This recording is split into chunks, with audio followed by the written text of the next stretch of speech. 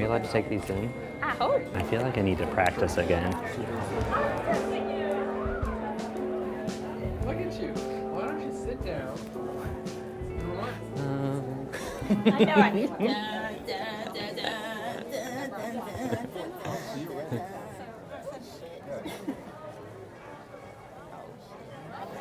Oh, dang.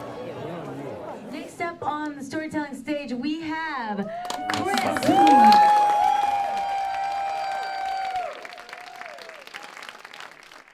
The assignment was just write in a crazy, absurd sentence, and you can have me as the subject if you want. So this says, the funniest thing in the world is Mr. Love in his PJs singing. This is my mom when she was first teaching. I finally resolved to become a teacher because it was such a presence in my life. Like once I started teaching, I knew it's what I was supposed to be doing all along. This is a poem from one of my students. This was the first story I ever told about how it took me half a year to realize that this kid couldn't read, but he was also sort of a genius, and he was the only kid who actually used the right structure of haiku. So it's bugs eat Mr. Love, they chew him up all the way, bugs ate the classroom.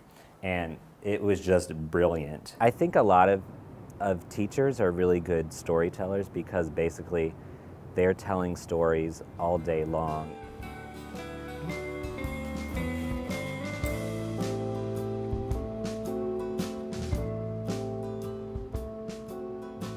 So it's an awkward thing to ask, no matter how well you know the person.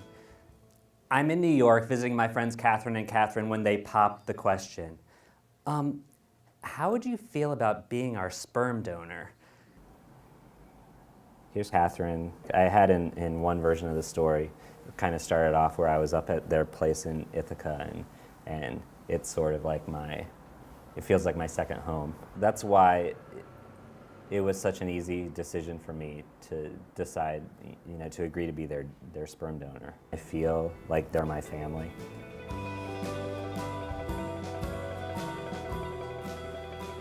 I'm starting to get nervous.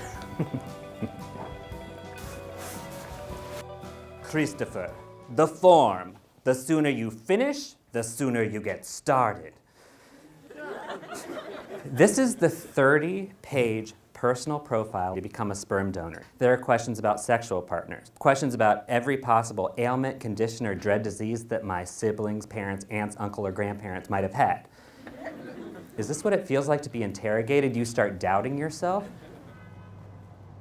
And I had shared these things with friends. I just sort of needed to process this stuff. Because people knew I was a storyteller, they would interrupt me mid-sentence and say, oh my God, you gotta tell this story. And it was, at the time, it was very upsetting, and it kind of put into question so many things about my identity. Do I have a right to be doing this? Christopher, you give us enough specimen, that's everything we need, so shoot for more rather than less. She shows me to this little room with a couch, and there are videos. 2 chicks, 1 stick. Interracial facial, MILF and cookies. There is something for everyone. Well, except me. So I was not necessarily the best candidate. I got the report of the semen analysis, and I actually used the exact statistics. As for sperm motility, basically the ability to swim in a straight line and pass a sobriety test, my sperm comes in at an abysmal 10% sober. Even my sperm can't swim straight. I successfully gave a sample at the fertility clinic. I found out that they had rejected me as a sperm donor, and it's basically because we were honest on the questionnaire and said that I was gay. It actually made me feel like I was sort of a powerless, gay teenager. That's what it kept reminding me of. And so I actually had to start the story there when I was first writing it, kind of from that perspective. As the story developed, I took that part out, and again, it's because, you know, these stories are shorter that we do, and so you can't include everything. We are so sorry, and we understand if you want to walk away from this, but would you consider coming to New York and trying another clinic? I'm surprised and so relieved. They want me to be part of their kid's life, and now the only one really left to convince is myself. My mother in the past has said to me, and this came up a couple years ago, where my sister was joking with me that I'd be a good father for her friend who wasn't married, and my mother kind of blurted out, Christopher, if you ever have a child and I won't get to see this child, don't let me know, because I couldn't live in a world where I don't know my own grandchild. So she's one of the people who does not know about this story.